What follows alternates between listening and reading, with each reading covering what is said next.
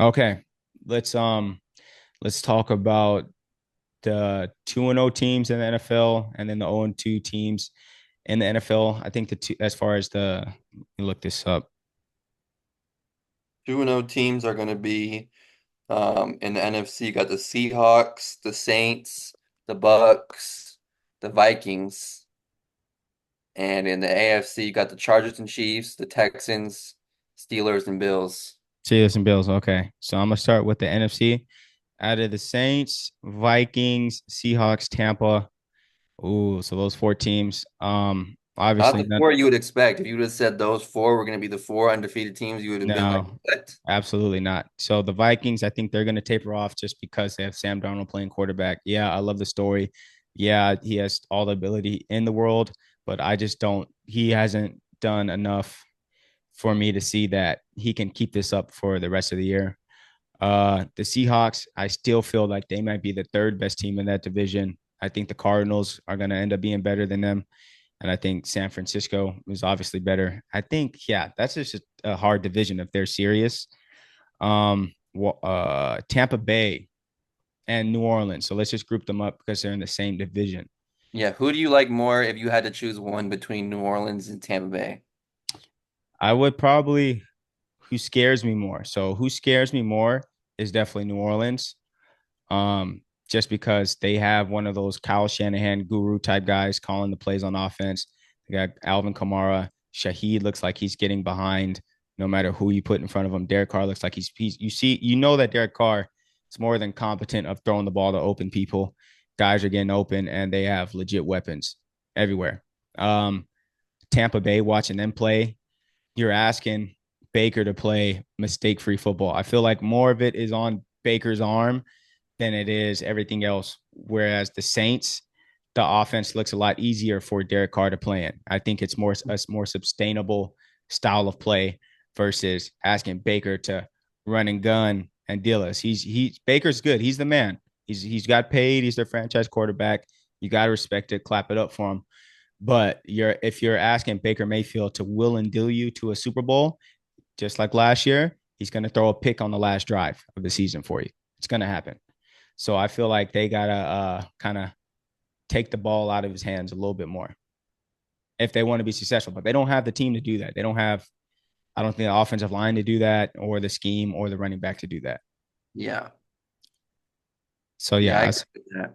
yeah. So I would say that New Orleans is probably gonna be the more. They're probably gonna win that division. That's what it's looking like.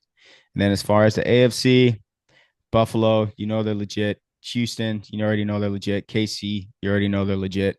So it's just coming down to the Chargers or the Steelers. Um, it's just tough, man. The Chargers, I definitely want to, like you said, we just spoke about it. We've only done this against the Panthers and the Raiders. The Raiders, who we just saw beat the Ravens. So that's like okay, that's you can bank that as a legit win because if we would have done that to the Ravens, we'd really be talking shit.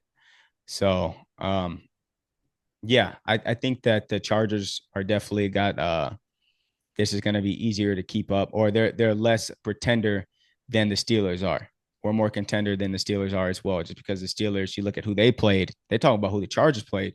Steelers played Bo Nix, rookie quarterback. They won 13-6, and then they played Kirk Cousins' first game in 2 years.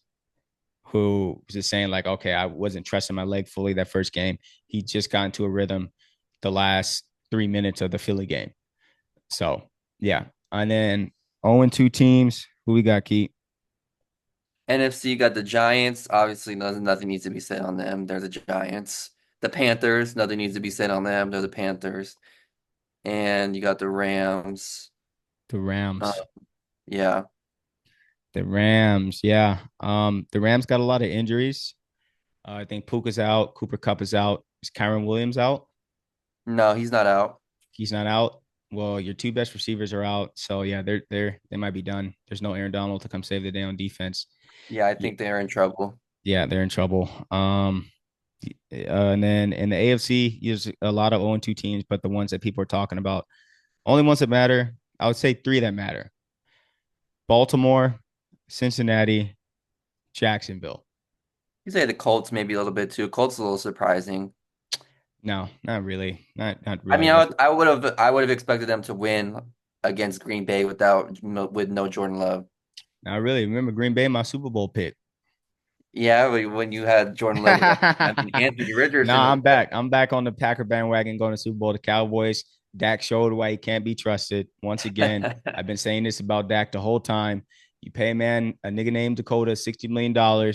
The next week, what's he do? Gets his head blown off for the whole world to see, just like he did in the playoffs. That's what I'm saying. That can't happen. I can't pay you $60 million and you get your head blown off by Derek Carr and the New Orleans Saints in the second game in the home season opener. We won 16 regular season games and they're at home. I just watched you get your head blown off in the same stadium. You want to go to Cleveland when they got a whole bunch of issues going on.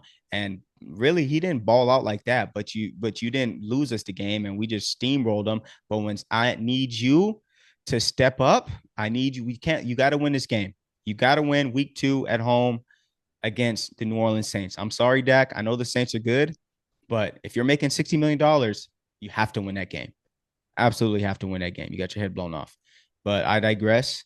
Um, what were we even talking about? This nigga Dak got me We're pissed. gonna go into the Ravens and the Bengals Um, being 0-2. So if you had obviously both teams are very surprised. I mean, less so than the Bengals because they always start slow every year. They always get out to these 0-2 starts, it seems like every year, and kind of find a way to pick themselves off the mat and end up making, that being in the picture in January.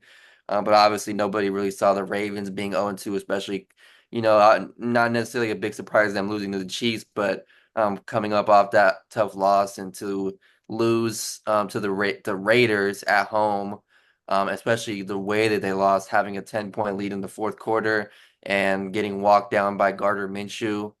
That was very surprising to me, and I'm sure everybody watching.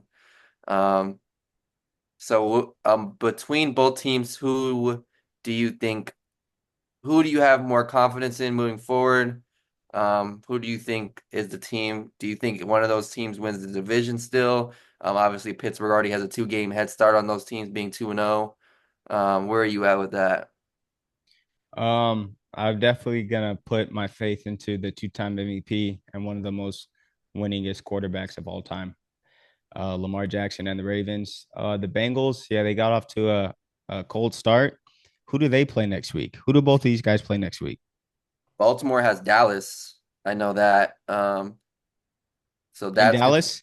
yes, in Dallas. So that's gonna be a Okay. big game for both teams. Bengals, I think they don't have as hard of a game if I remember. They're home against the Commanders Okay. So yeah, that's Monday night. they're both gonna get back on track just because it doesn't even sound right to say Dak Prescott beats Lamar Jackson. That's not what Dak Prescott does. He doesn't beat Lamar Jackson. He doesn't beat Joe Burrow. He doesn't beat Patrick Mahomes.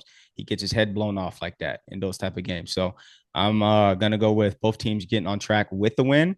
I still think both these teams have a chance to make the playoffs, of course. The Steelers, yeah, they're gonna both hawk the Steelers down by week 8. I'll give it week 8. One of them will have hawked the Steelers down.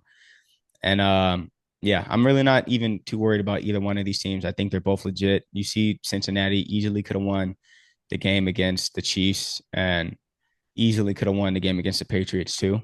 So I think kind of their backs up against the wall. So they're damn near going into playoff mode right now, both teams. So this could Yeah. be a good team, a good thing for them.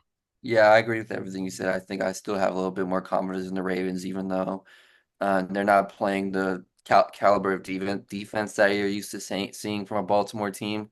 But they lost their defense coordinator. They're integrating a lot of new pieces, new coaches. So I think if you give it a little bit of time, they'll come into form.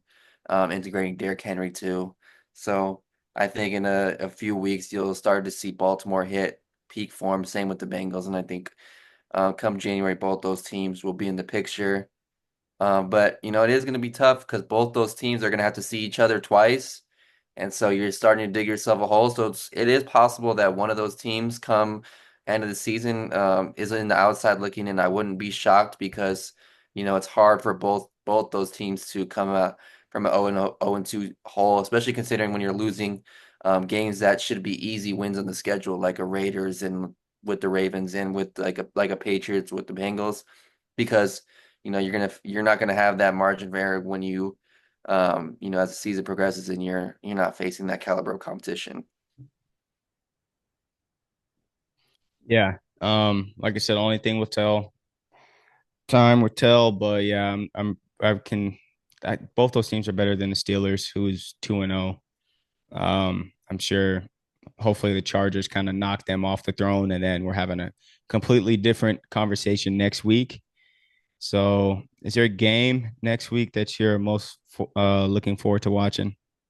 Outside of the Chargers game, just because I want to see where we're at, I'm looking forward to obviously the Cowboys Ravens. I think that's going to be a big game. Both teams got bad losses, so I want to see how. And I think it's important for both those teams to not, Cowboys 1-2, Ravens 0-3. Obviously, that's conversation is going to even pick up further if whoever loses that game. Other than that, there's two other games I'm really looking forward to. I think Lions Cardinals will be a good game in Arizona. Want to see how Detroit responds after the tough loss, and but the Buccaneers were after going into the season after week one. A lot of people were looking at them as the team to beat in the NFC. So let's see if they can show people that they are still one of the teams to beat in the NFC, if not still the team to beat in the NFC, facing against Arizona, who's looked good so far through 2 weeks and looked amazing, especially on Sunday. And then I'm looking forward to Texans Vikings because just want to continue to see how real Minnesota is, and CJ Stroud going on the road against a 2-0 team, against a Brian Flores defense that loves to blitz and throw exotic coverages and exotic looks. And I always enjoy seeing him continue to show that why he's a top five quarterback in the NFL. And so we'll see if that continues. Yeah, I agree with all those games. I definitely had Lions, Cardinals, probably up top with the Steelers, Chargers. Yeah, Cowboys, Ravens. You want to see, like I said, Dak's probably going to get his head blown off because these big prime time games like this, where it's mano y mano. Yeah, I'm asking you to rise to the occasion, Dak. Dak usually doesn't rise to the occasion. So we'll see if the Ravens can get back on track. But yeah, that Vikings and Texans game, that is pretty interesting. Um, we'll see if Sam Darnold, this is going to be the first time where there's eyes on the Vikings. When they beat the 49ers, nobody was expecting that. You probably turned the game on and said, oh shit, Vikings are up on 49ers, and this guy, Sam Darnold's balling right now. So now there's expectation, and which Sam Darnold hasn't done well with in the past. So we'll kind of see just how much he's matured in the league and if he can still play his game with expectations and not start pressing or let the moment get too much for him, because we already know CJ Stroud's just gonna go out there and be CJ Stroud. He really doesn't get too up or too down, it seems. He just plays at the even superstar level.